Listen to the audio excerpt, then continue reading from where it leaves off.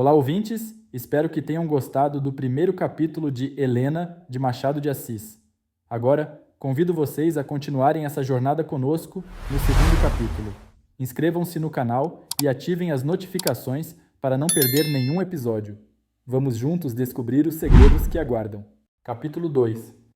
No dia seguinte, foi aberto o testamento com todas as formalidades legais.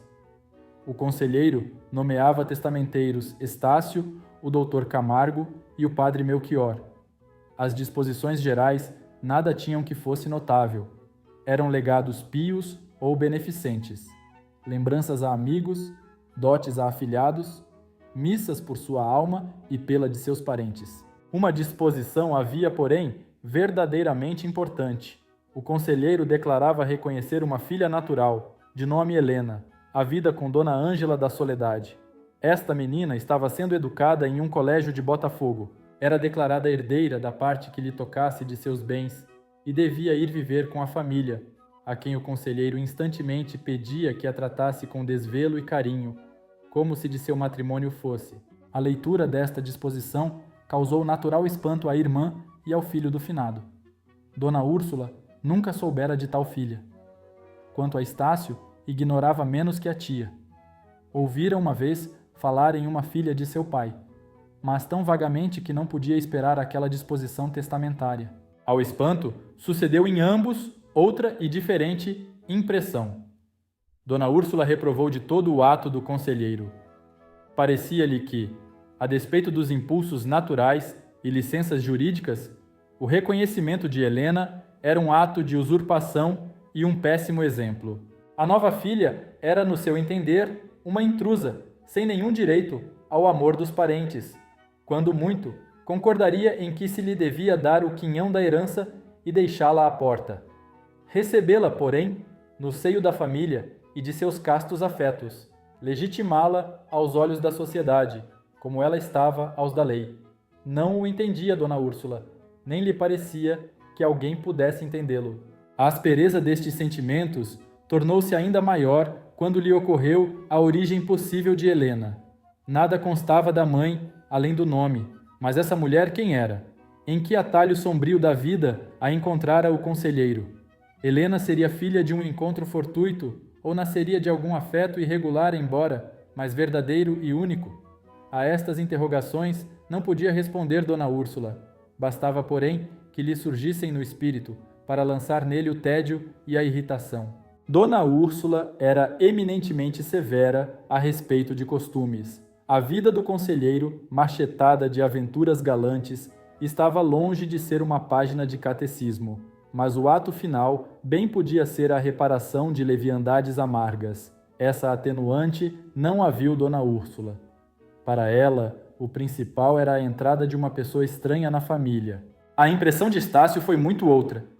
Ele percebera a má vontade com que a tia recebera a notícia do reconhecimento de Helena, e não podia negar a si mesmo que semelhante fato criava para a família uma nova situação.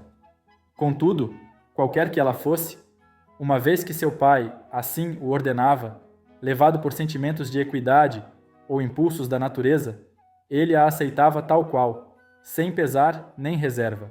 A questão pecuniária pesou menos que tudo no espírito do moço. Não pesou nada. A ocasião era dolorosa demais para dar entrada a considerações de ordem inferior, e a elevação dos sentimentos de Estácio não lhe permitia inspirar-se delas. Quanto à camada social a que pertencia a mãe de Helena, não se preocupou muito com isso, certo de que eles saberiam levantar a filha até a classe a que ela ia subir.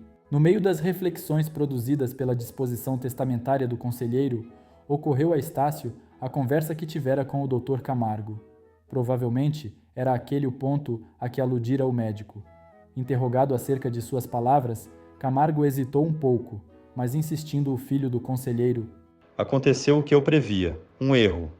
Não houve lacuna, mas excesso. O reconhecimento dessa filha é um excesso de ternura, muito bonito, mas pouco prático. Um legado era suficiente, nada mais. A estrita justiça é a vontade de meu pai. Seu pai foi generoso. Resta saber se podia sê-lo à custa de direitos alheios. Os meus, não os alego. Se os alegasse, seria pouco digno da memória dele. O que está feito, está feito. Uma vez reconhecida, essa menina deve achar nesta casa família e afetos de família. Persuado-me de que ela saberá corresponder-lhes com verdadeira dedicação. Conhece-a? Inquiriu Estácio, cravando no médico uns olhos impacientes de curiosidade. Vi-a 3 ou 4 vezes, mas era então muito criança. Seu pai falava-me dela como de pessoa extremamente afetuosa e digna de ser amada e admirada. Talvez fossem olhos de pai.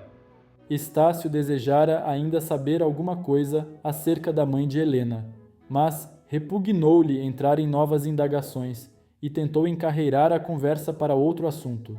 Camargo, entretanto, insistiu. O conselheiro falou-me algumas vezes no projeto de reconhecer Helena. Procurei dissuadi-lo, mas sabe como era teimoso, acrescendo neste caso o natural impulso de amor paterno. O nosso ponto de vista era diferente. Não me tenho por homem mau. Contudo, entendo que a sensibilidade não pode usurpar o que pertence à razão. Camargo proferiu estas palavras no tom seco e sentencioso, que tão natural e sem esforço lhe saía. A velha amizade dele e do finado era sabida de todos. A intenção com que falava podia ser hostil à família? Estácio refletiu algum tempo no conceito que acabava de ouvir ao médico, curta reflexão que por nenhum modo lhe abalou a opinião já assentada e expressa. Seus olhos, grandes e serenos como o espírito que os animava, pousaram benevolamente no interlocutor. Não quero saber se há excesso na disposição testamentária de meu pai. Se o há, é legítimo, justificável pelo menos. Ele sabia ser pai. Seu amor dividia-se inteiro. Receberei essa irmã, como se fora criada comigo. Minha mãe faria com certeza a mesma coisa. Camargo não insistiu. Sobre ser esforço baldado, dissuadir o moço daqueles sentimentos, que aproveitava já agora discutir e condenar teoricamente a resolução do conselheiro. Melhor era executá-la lealmente, sem hesitação nem pesar. Isso mesmo declarou ele a Estácio, que o abraçou cordialmente. O médico recebeu o abraço sem constrangimento, mas sem fervor. Estácio ficara satisfeito consigo mesmo. Seu caráter vinha mais diretamente da mãe que do pai. O conselheiro, se lhe descontarmos a única paixão forte que realmente teve, a das mulheres, não lhe acharemos nenhuma outra saliente feição. A fidelidade aos amigos era antes resultado do costume que da consistência dos afetos. A vida correu-lhe sem crises nem contrastes. Nunca achou ocasião de experimentar a própria têmpera. Se a achasse, mostraria que a tinha mediana. A mãe de Estácio era diferente. Possuíra em alto grau a paixão, a ternura, a vontade, uma grande elevação de sentimentos, com seus toques de orgulho, daquele orgulho que é apenas irradiação da consciência. Vinculada a um homem que, sem embargo do afeto que lhe tinha, despendia o coração em amores adventícios e passageiros, teve a força de vontade necessária para dominar a paixão e encerrar em si mesma todo o ressentimento. As mulheres que são apenas mulheres choram, arrufam-se ou resignam-se. As que têm alguma coisa mais do que a debilidade feminina lutam ou recolhem-se à dignidade do silêncio. Aquela padecia, é certo, mas a elevação de sua alma não lhe permitia outra coisa mais do que um procedimento altivo e calado. Ao mesmo tempo, como a ternura era elemento essencial de sua organização, concentrou-a toda naquele único filho, em quem parecia adivinhar o herdeiro de suas robustas qualidades. Estácio recebera efetivamente de sua mãe uma boa parte destas. Não sendo grande talento, deveu à vontade e à paixão do saber a figura notável que fez entre seus companheiros de estudos. Entregara-se à ciência com ardor e afinco. Aborrecia a política. Era indiferente ao ruído exterior. Educado à maneira antiga e com severidade e recato, passou da adolescência à juventude sem conhecer as corrupções de espírito nem as influências deletérias da ociosidade. Viveu a vida de família na idade em que outros, seus companheiros, viviam a das ruas e perdiam em coisas ínfimas a virgindade das primeiras sensações. Daí veio que, aos 18 anos, conservava ele tal ou qual timidez infantil, que só tarde perdeu de todo. Mas, se perdeu a timidez, ficara-lhe certa gravidade não incompatível com os verdes anos e muito própria de organizações como a dele. Na política seria talvez meio caminho andado para subir aos cargos públicos. Na sociedade, fazia que lhe tivessem respeito, o que o levantava a seus próprios olhos. Convém dizer que não era essa gravidade, aquela coisa enfadonha, pesada e chata, que os moralistas asseveram ser quase sempre um sintoma de espírito xoxo. Era uma gravidade jovial e familiar, igualmente distante da frivolidade e do tédio, uma compostura do corpo e do espírito, temperada pelo vício dos sentimentos e pela graça das maneiras, como um tronco rijo e reto adornado de folhagens e flores. Juntava às outras qualidades morais uma sensibilidade não feminil e doentia, mas sóbria e forte, áspero consigo, sabia ser terno e mavioso com os outros. Tal era o filho do conselheiro, e se alguma coisa há ainda que acrescentar, é que ele não cedia, nem esquecia nenhum dos direitos e deveres que lhe davam a idade e a classe em que nascera. Elegante e polido, obedecia à lei do decoro pessoal, ainda nas menores partes dela. Ninguém entrava mais corretamente numa sala. Ninguém saía mais oportunamente. Ignorava a ciência das nugas, mas conhecia o segredo de tecer um cumprimento. Na situação criada pela cláusula testamentária do conselheiro, Estácio aceitou a causa da irmã, a quem já via, sem a conhecer, com olhos diferentes dos de Camargo e Dona Úrsula. Esta comunicou ao sobrinho todas as impressões que lhe deixara o ato do irmão. Estácio procurou dissipar-lhes, repetiu as reflexões opostas ao médico, mostrou que, ao cabo de tudo, tratava-se de cumprir a derradeira vontade de um morto. Bem sei que não haja agora outro remédio mais que aceitar essa menina e obedecer às determinações solenes de meu irmão. Mas só isso. Dividir com ela os meus afetos não sei que possa nem deva fazer. Contudo, ela é do nosso mesmo sangue. Dona Úrsula ergueu os ombros como repelindo semelhante consanguinidade.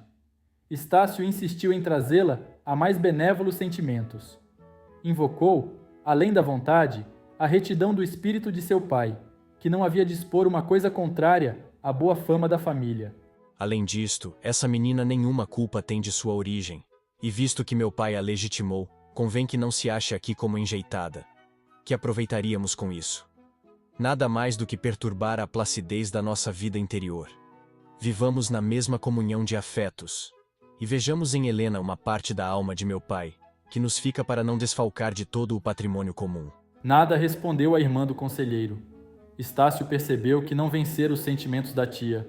Nem era possível consegui-lo por meio de palavras.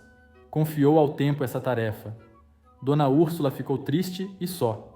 Aparecendo Camargo daí a pouco, ela confiou-lhe todo o seu modo de sentir, que o médico interiormente aprovava. Conheceu a mãe dela? Conheci. Que espécie de mulher era? Fascinante. Não é isso. Pergunto-lhe se era mulher de ordem inferior ou... Não sei. No tempo em que a vi, não tinha classe e podia pertencer a todas. Demais, não a tratei de perto. Doutor, que me aconselha que faça? Que a ame se ela o merecer e se puder. Oh, confesso-lhe que me há de custar muito, e merecê-lo-á? Alguma coisa me diz ao coração que essa menina vem complicar a nossa vida. Além disso, não posso esquecer que meu sobrinho, herdeiro... Seu sobrinho aceita as coisas filosoficamente e até com satisfação. Não compreendo a satisfação, mas concordo que nada mais há do que cumprir textualmente a vontade do conselheiro. Não se deliberam sentimentos. Ama-se ou aborrece-se conforme o coração quer. O que lhe digo é que a trate com benevolência. E caso sinta em si algum afeto, não o sufoque. Deixe-se ir com ele. Já agora não se pode voltar atrás. Infelizmente.